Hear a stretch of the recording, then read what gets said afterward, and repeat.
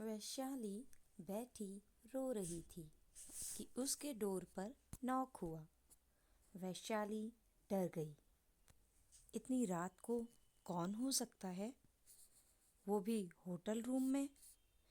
वैशाली डरते हुए डोर के पास आई और होल से बाहर देखा तो शाश्वत खड़ा था। वैशाली थोड़ा घबरा गई। शाश्वत इस समय क्यों आया होगा? कहीं वो गुस्सा करने तो नहीं आया? वैशाली डोर के पास ही खड़ी सोच रही थी कि फिर बेल बजी तो इस बार वैशाली ने डोर ओपन कर ही दिया। अब भागने से कुछ नहीं होगा। आने वाली हर मुसीबत का उसको सामना करना ही होगा। वैशाली ने सोच के डोर ओपन किया तो शाश्वत अभी तक बिना किसी भाव के था। वैशाली भी उसे देखने लगी तो शाश्वत गंभीरता से बोला, अंदर आ जाऊं? वैशाली तुरंत हड़बड़ा के डोर के सामने से हट गई। शाश्वत अंदर आया और डोर लॉक कर दिया। वैशाली के मन में डर और बढ़ गया। कहीं उसकी माँ के जैसे शाश्वत गुस्से में उसको मारने तो नहीं आया है। आज पहली बार वैशाली को शाश्वत के आसपास होने से डर लग रहा था।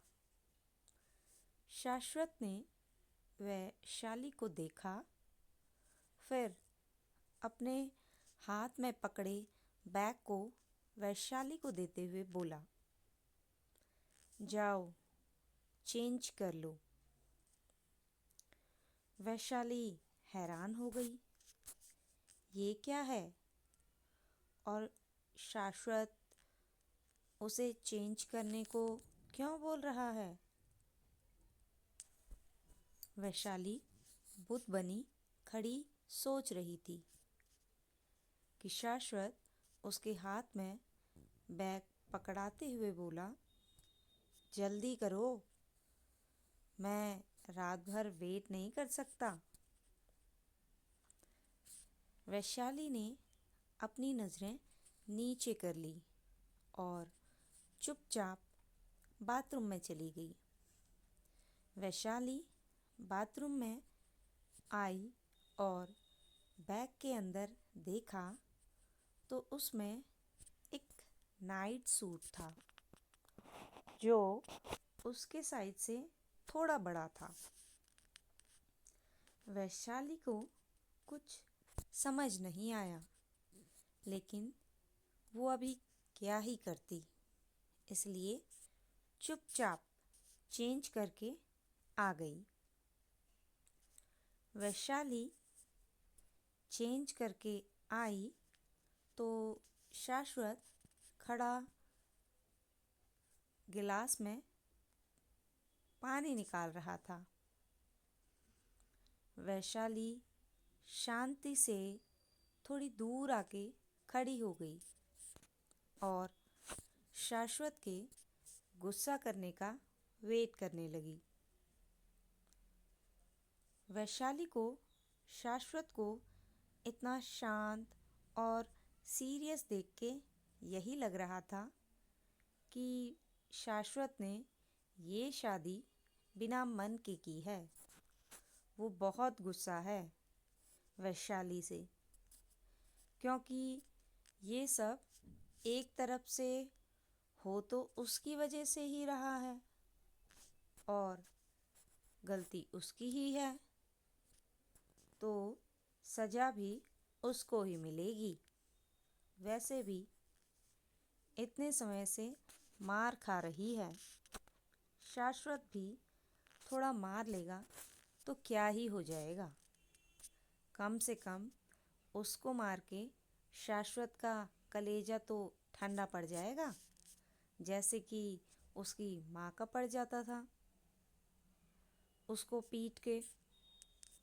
वैशाली अपने आप को अंदर से मार खाने के लिए मजबूर कर रही थी कि शाश्वत उसके पास आया और अपना हाथ आगे किया, लेकिन वैशाली ने डर से अपनी आंखें भींच ली और सिकुड़ने लगी।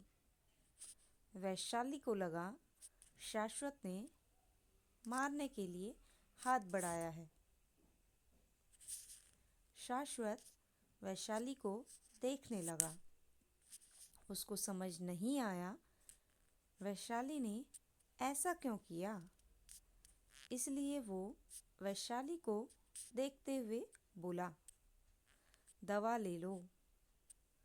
वैशाली को शाश्वत की आवाज़ तो आई, लेकिन वो क्या बोला उसे समझ नहीं आया, इसलिए उसने अपनी आंखें खोली और डरते हुए शाश्वत को देखने लगी। तो शाश्वत ने फिर उसके आगे दवा और पानी कर दिया। वैशाली कुछ समझी नहीं और शाश्वत को देखती रही। शाश्वत वैशाली को देख के गंभीर आवाज में बोला, पेन किलर है, ले लो, दर्द में आराम मिलेगा। वैशाली अपलक शाश्वत को देख रही थी कि शाश्वत ही वैशाली के पास आया और उसका हाथ पकड़ एक दूसरा उसके हाथ में दवा रख के दूसरे हाथ में पानी पकड़ाते हुए बोला, खा लो, सुबह निकलना भी है, थोड़ा टाइम है, आराम कर सकती हो। ऐसे खड़े होकर टाइम वेस्ट करने की कोई ज़रूरत नहीं है। वैशाली ने फिर अपनी नज़रें नीचे कर ली और दवा खा ली। शाश्वत ने फिर वैशाली के हाथ से पानी का गिलास लिया और उसके हाथ में दवा का ट्यूब रखते हुए बोला, इसको अपनी चोट पर लगा लेना, चोट जल्दी ठीक हो जाएगी। शाश्वत फिर रूम में रखी छोटी सी फ्रिज के पास आया और उसने जो वाटर बैग ठंडा होने के लिए रखा था वो निकाल के वैशाली को देते हुए बोला, ये अपने फेस पर रख लेना, सूजन कम हो जाएगी, सुबह के लिए कपड़े ला दूंगा, वही पहनना, अपने कपड़े पहनने की कोई ज़रूरत नहीं है, तुमको अभी ढीले कपड़े पहनने की ज़रूरत है, फिटिंग के कपड़ों में तुम्हारी चोट और बढ़ जाएगी। वैशाली तो बस स्टैचू बनी शाश्वत को देख रही थी। शाश्वत उसको यहाँ दवा देने आया था, उसको उसकी चिंता है। क्या शाश्वत को एहसास है कि उसको कितनी चोट आई और उसको कितना दर्द हो रहा है? क्या वो शाश्वत के बारे में गलत सोच रही थी? वैशाली चुपचाप खड़ी अपने मन में सोच रही थी। अभी दोनों का रिश्ता अचानक से बदल गया था, तो वैशाली का मुंह मानो सील सा गया था। शाश्वत के आगे उसकी जबान खुल नहीं रही थी, लेकिन वैशाली को एकदम शांत और शौक में देख के शाश्वत वैशाली के पास आया और उसके बिखरे बाल कान के पीछे करके बोला, आराम कर लो, मैं गेट बाहर से लॉक करके चला जाऊंगा, जिससे सुबह तुम्हारे कपड़े आसानी से लाके दे पाऊं। दवा में नींद का भी नशा है, तो शायद तुमको नींद में डोरबेल सुनाई ही न दे। वैशाली कुछ नहीं बोली। वो तो शाश्वत के ऐसे पास आके छूने से थोड़ा सिहर सी उठी थी। शाश्वत भी फिर कुछ नहीं बोला और रूम का डोर बाहर से लॉक करते हुए चला गया। वैशाली वहीं खड़ी जमी सी रह गई। वो शाश्वत को समझ ही नहीं पाई। आखिर ये सब क्या था? पहले उसके होश भूमि जी ने जो डिसीजन लिया था सोच के उड़े हुए थे, और अब शाश्वत इतनी रात को उसके लिए ढीले कपड़े कहाँ से लाया होगा?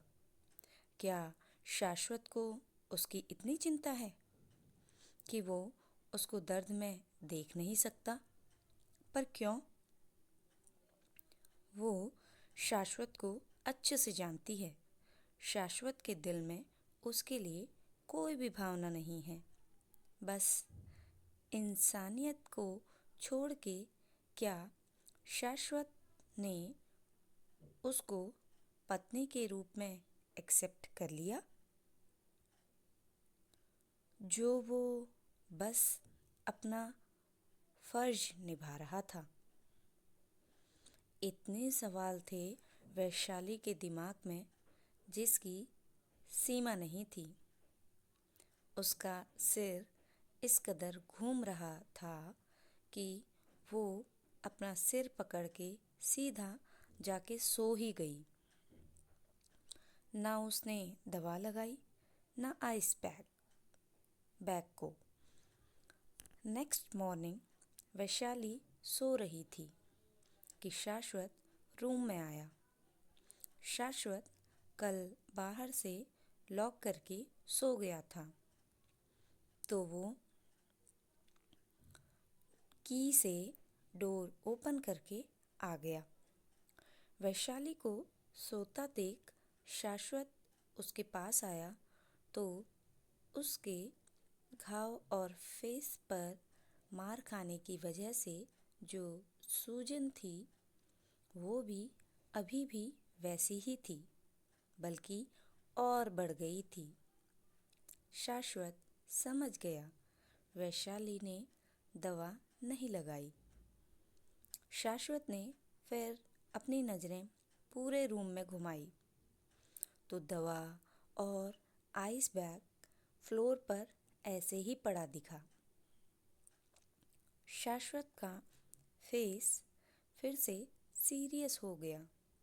उसने फिर वैशाली का शोल्डर धीरे से हिलाया तो वैशाली तुरंत चौंक के बैठ गई और शाश्वत को देख के घबराते हुए अपने आप को समेट के बेड पर पीछे की तरफ खिसकते हुए डर के बोली, आप?